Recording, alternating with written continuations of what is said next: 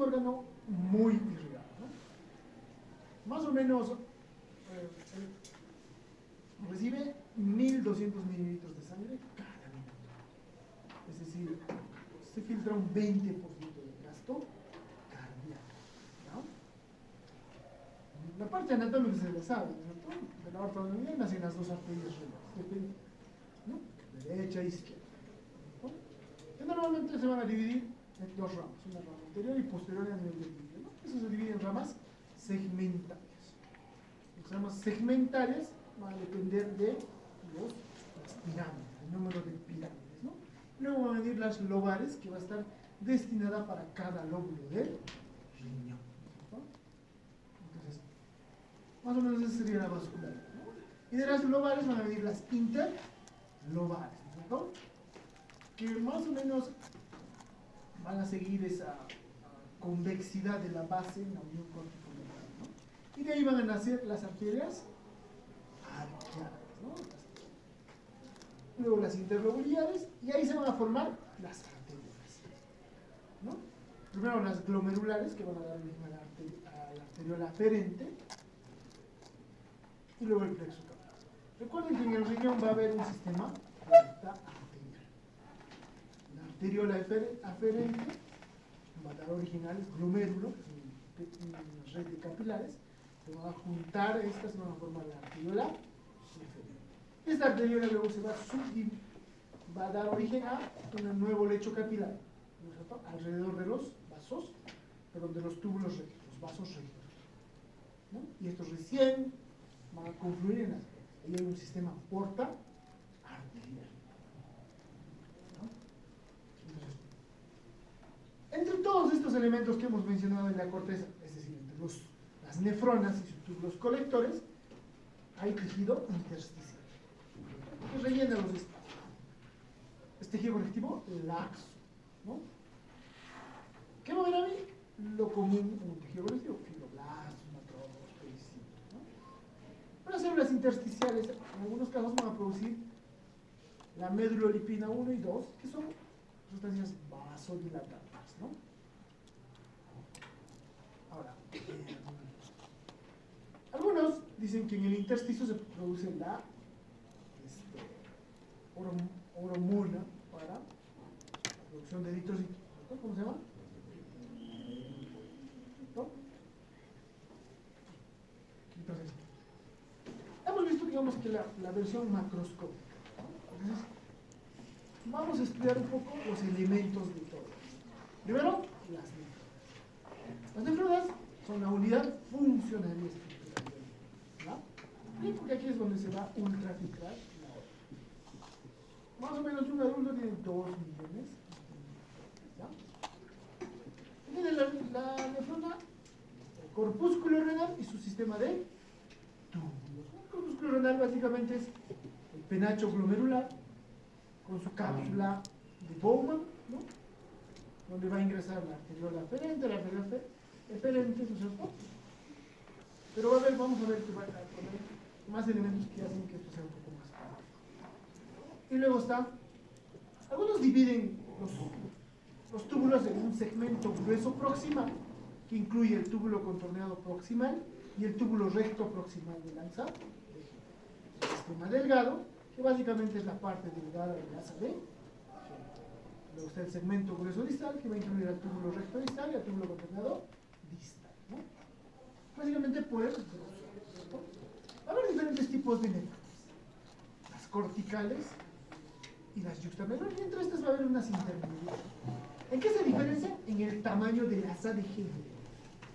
En las corticales, normalmente esta asa de Henle va a ser corta y apenas iba a llegar a la corteza. En las yuxtamedulares, que están en la unión casi con la médula, van a formar un bucle, una asa larga, y es el que va, o son las que van a participar en el mecanismo de contracción. Por eso es importante las yuxtamedulares, ¿no?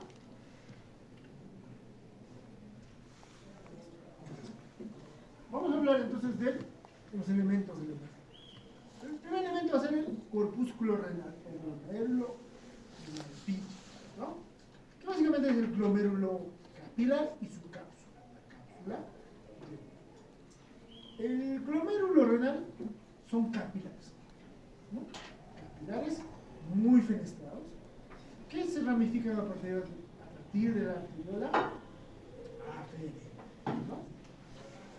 Y luego, que más o menos van de 10 a 20, se ramifican, se dicotomizan, así, una se divide en dos, cada una en dos, ¿no? Y luego empiezan a confluir de dos en dos, ¿no? Y terminan como arteriola eferente, saliendo por el polo vascular. Ahora, la parte más proximal de la arteriola aferente, próxima al polo vascular del glomérulo, va a tener una modificación en su capa media. Su capa, no es una o dos capas, nada más. Son células musculares modificadas que se van a llamar células yuxtaglomerulares, porque están cerca del glomérulo, ¿no? Células yuxtaglomerulares. ¿Por qué van a ser importantes? Porque van a ser parte del sistema que va a controlar la presión arterial, ¿no? Y luego está la arteriola. El glomérulo, la cápsula de Bowman, es un revestimiento epitelial, ¿ya? Que va a tener dos partes bien definidas. Una parte parietal, que es esta delgada de epitelio simple plano que reviste la parte más externa del glomérulo, y una parte visceral que va a estar en esta zona, que va a recubrir la cara externa de los capilares del glomérulo. ¿Entienden? Si la luz de este cuarto es la luz del vaso, las células viscerales estarían por fuera. Que en este caso cumplen funciones importantísimas, ¿no? Y toman un nombre bien específico, se llama podocitos, ¿no? Y no se van a parecer en nada a las células de la cápsula. Aquí su función es más mecánica, ¿no? Evitar la salida de ultrafiltrado fuera de este corpúsculo. En cambio, las células de capa visceral, podocitos, van a ser parte de la barrera que va a ultrafiltrar la orina, ¿no?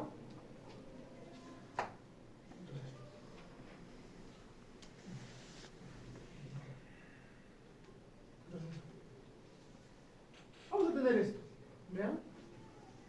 Este es un capilar, otro capilar. Por fuera van a estar estas células, los podos. Los podocitos van a emitir unas prolongaciones que van a revestir por fuera el vaso sanguíneo, como dedos, ¿no? Y se van a interdigitar. Este sería un podocito, otro podocito adyacente, y forman una barrera. Con espacios, obviamente, pero muy pequeños, ¿no?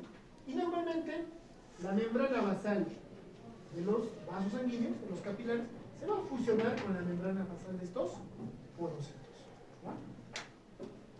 Y va a haber unas células intersticiales, porque los capilares, si bien es cierto, van a estar juntos, van a dejar siempre espacio, ¿no? Y en esos espacios van a estar otras células, que se llaman las células mesangiales, ¿ya? Va a haber células mesangiales entre capilares y capilares por dentro de la membrana basal. Los podocitos revistiendo la parte externa de los vasos sanguíneos que corresponde a la capa visceral de la cápsula de Bowman, ¿no? Eso vamos a profundizar. Las células mesangiales va a haber dos tipos. Las que están dentro del glomérulo, y va a haber algunas que van a estar en el polo vascular, en donde está arteria aferente, arteriola aferente, justo en esa separación. Ahí va a haber también células mesangiales, pero ya están fuera del glomérulo, ¿no es cierto? Por eso va a haber células mesangiales intraglomerulares y extraglomerulares, ¿ya? Las células intraglomerulares van a darle soporte a los capilares. ¿Por qué razón? Porque sintetizan matrices, ¿verdad? Pero también van a fagocitar, ¿no? Acuérdense de eso, para fagocitar. Ahorita vamos a ver. En cambio, las extraglomerulares también pueden participar en la fagocitación y también en la contracción. Se pueden contraer porque tienen receptores de la angiotensina. A estas células extraglomerulares, aquí a las se les llama también células lasis, polares o de Purkinje. Polares, ¿por qué? Porque como están en el polo, por esta zona, en el polo vascular, tenemos células polares. ¿No? ¿Y por qué son importantes? Porque junto con las células modificadas del músculo liso de la arteriola aferente, van a ser parte del aparato yuxtaglomerular. Las células yuxtaglomerulares de la arteriola son parte del aparato yuxtaglomerular. En cambio, estas van a hacer fagocitosis y soporte de los capilares. Van a sintetizar la matriz extracelular. ¿Hasta ahí se entiende? Entonces, veríamos esto. Estos son los lechos capilares cortados transversalmente, el espacio urinífero, cápsula de Bowman. Estas células que vemos aquí son los podocitos. La capa. Este es el polo urinario. Siempre está opuesto al polo vascular. Por ahí empieza el túbulo contorneado próximo.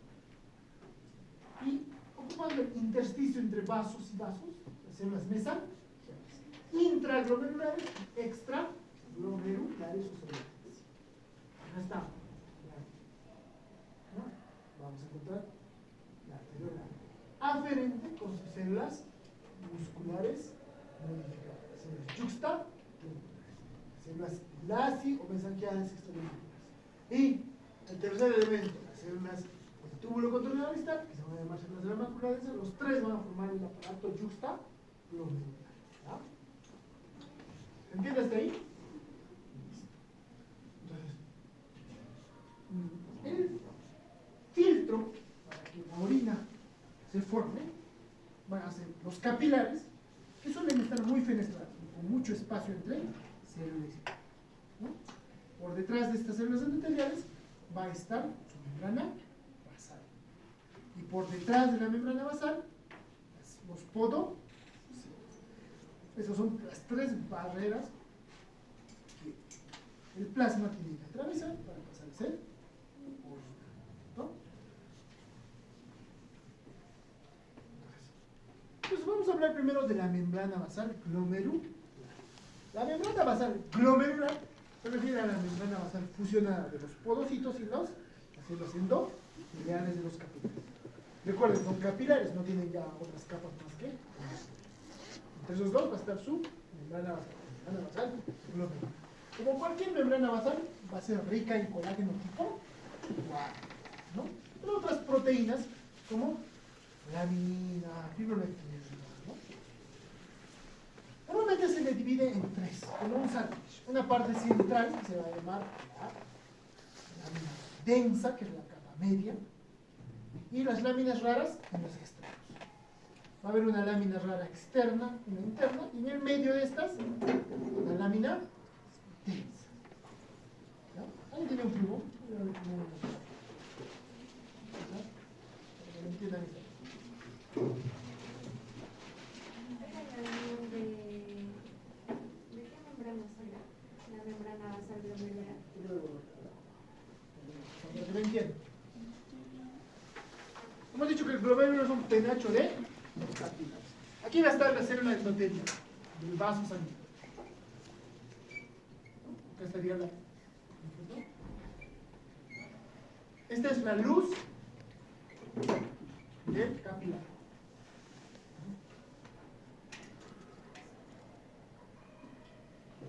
Por aquí va a estar con sus prolongaciones, ¿no? El podocito.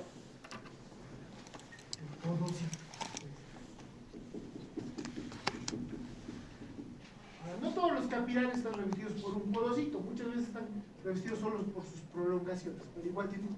Y entre estos dos va a haber esto.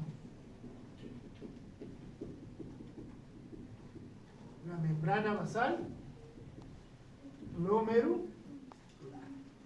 Es básicamente la fusión de sus membranas. Y este será el espacio de Bowman. La orina tiene que pasar esto. ¿Se entiende?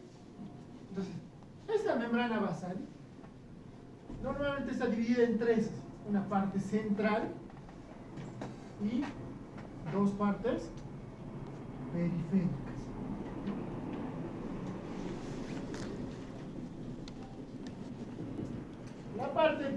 A la parte central se le llama lámina densa. Y estas son las láminas raras. Una va a ser interna, que va a estar en relación o en contacto con la célula endotelial, y la lámina rara externa en relación o en contacto con el podocito. ¿Se entiende? La lámina densa se llama así porque es rica en colágeno tipo 4. ¿Ya? Y eso le da mucha idea. Pero también, ¿no? Acá va el colágeno tipo 4. Pero también van a ver, ¿no? Proteoglicano, ¿no? Complejo, que le dan una carga, una fuerte carga negativa. En las láminas raras va a haber otras proteínas, como la laminina, la fibronectina y sobre todo un glucosaminoglicano que se va a llamar el heparan sulfato. El heparan sulfato va a ser muy rico, va a estar presente en forma muy abundante en las láminas y igual tiene carga negativa. Entonces por eso se dice que esta membrana tiene polianiones, o sea, moléculas con mucha carga negativa, que va a ser un filtro electrostático, que va a repeler moléculas negativas. Una de ellas, por ejemplo, la de ¿no? ¿Se entiende hasta ahí? El otro elemento importante sería los podocitos, que son la capa visceral, ¿cierto? Son células especializadas. Tienen prolongaciones, unas primarias, más gruesas, mayores, las prolongaciones mayores, ¿no? Y se van a llamar pedicelos, ¿no? Y otras secundarias, ¿no? Estos envuelven a los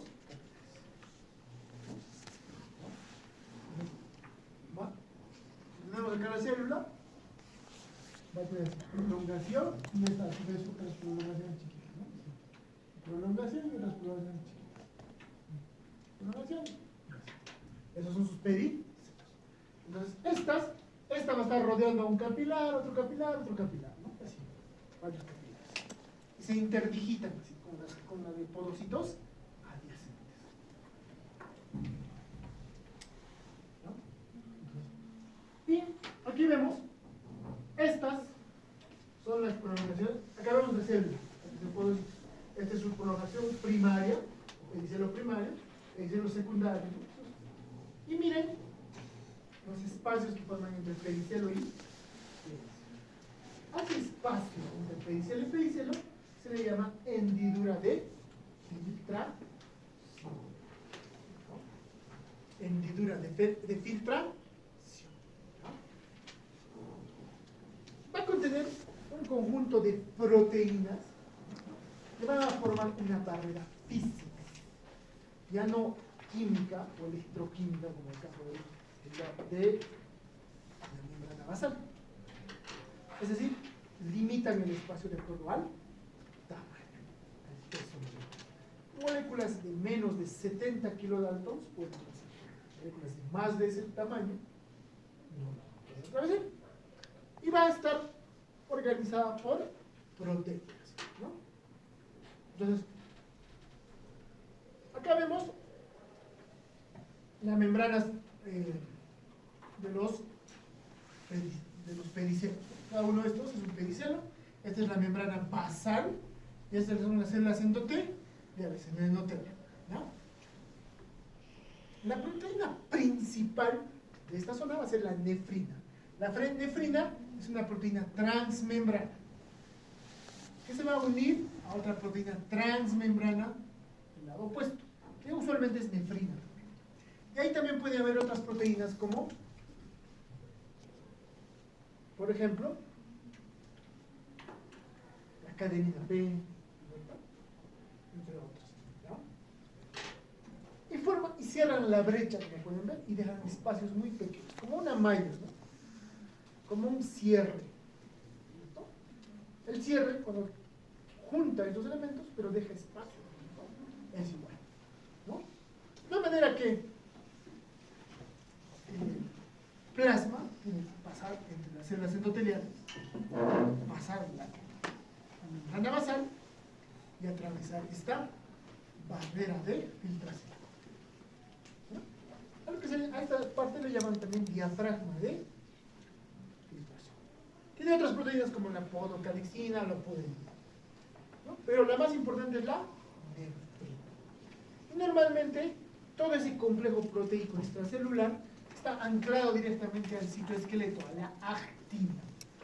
Y como pueden ver, su citoesqueleto además no solo está anclado entre ellos, sino está anclado a la membrana basal a través de, por ejemplo, las integrinas, ¿no? Y mantienen la integridad de este elemento, ¿no? Entonces, hemos hablado de la membrana basal, ¿no? Entonces está repetido la membrana basal. Las proteínas, la adenina, nidrógeno. La agrina, por ejemplo, es un próteo